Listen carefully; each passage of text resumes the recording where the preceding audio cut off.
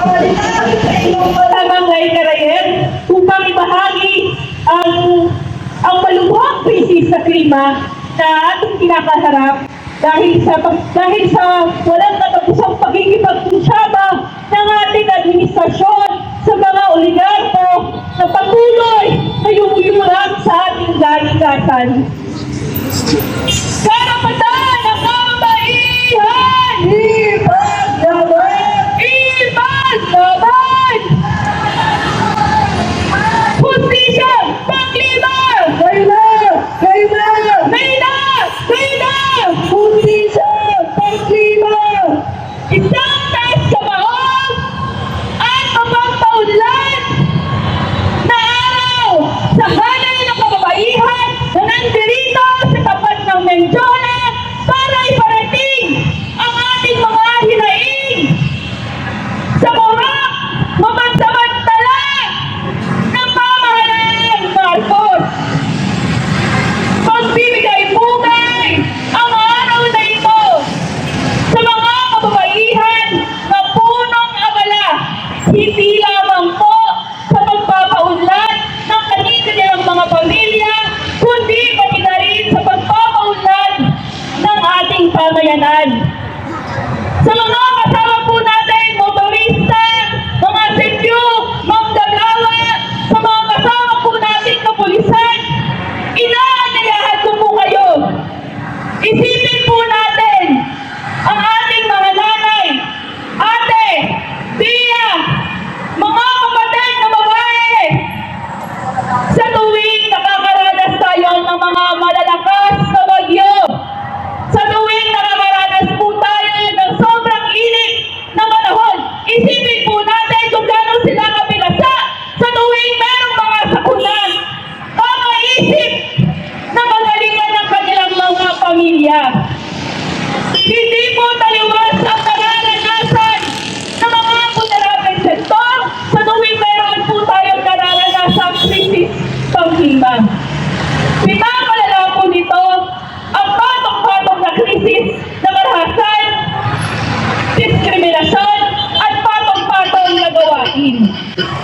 Atin din po bigyang diin ang mahalagang gampanin ng kababaihan sa produksyon ng pagkain. Hindi lamang po tayo simpleng taga-budget na kakainin ng ating mga pamilya. Hindi lamang po tayo basta tagagawa na recipe at tagaluto ng almusal, tanghalian at hapunan. Ngunit kalahati po ng mga kasama po natin sa agrikultura ay mga kababaihan. Ngunit kahit na ganito, lampas sa kalahati ng populasyon ng buong mundo ay mga kababaihan nagugutom, mga walang laman ng sikmura.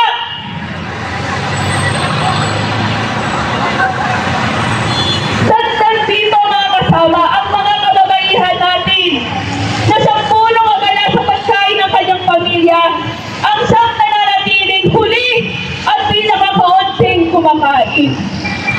Kasama rin po ninyo ang Philippine Movement for Climate Justice sa pagkakondena sa mga bastos na pahayag ng mga mambabatas.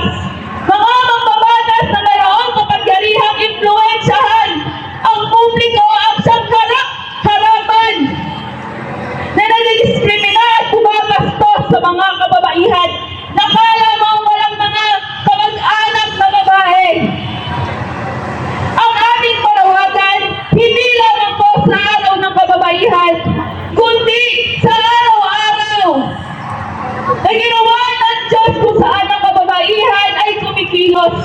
Ipaglaban ang karapatan ng kababaihan sa pagkain, lupa at tubig at labanan ang kagutuman, karahasan at kahirapan.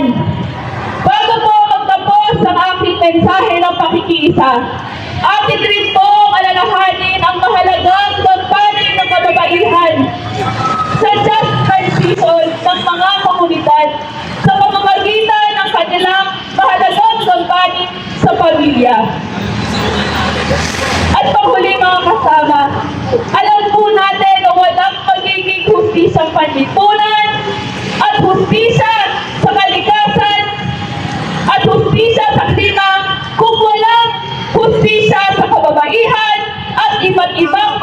vulnerable sektor. Ang araw na ito po ay isang paanyaya sa mga kasama po natin.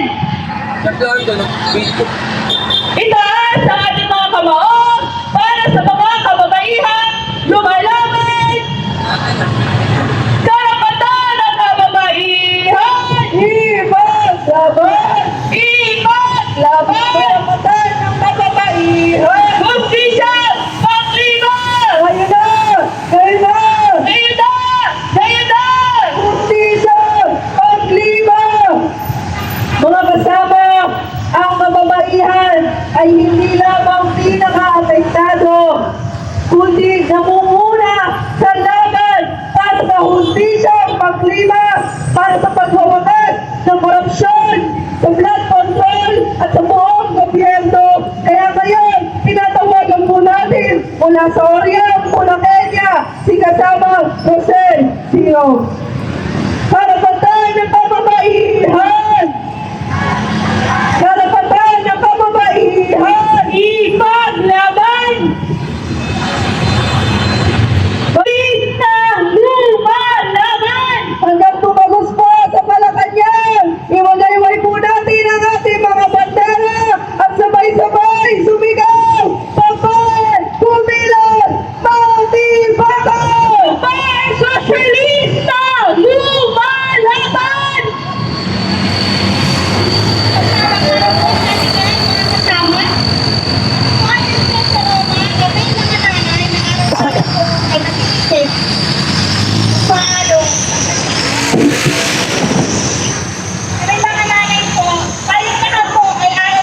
Nag-iisip kung paano pagkakamit ang maliit na kita ng kapitbahay para makakawin sa ating mga anak, kaibigan, kaibakain sa pamilya. Hindi sa pagkakakot na magsusunod yung pagkakit ng peso. Nandiyan ang mga sibihin, pati bayan ng ilaw at tubig. Kami nagsisimilin sa dito, pero para lalong kami nanginiraban sa sistema ito. Hindi man luro ang hinihingi natin mga kananayan at mga kababaihan.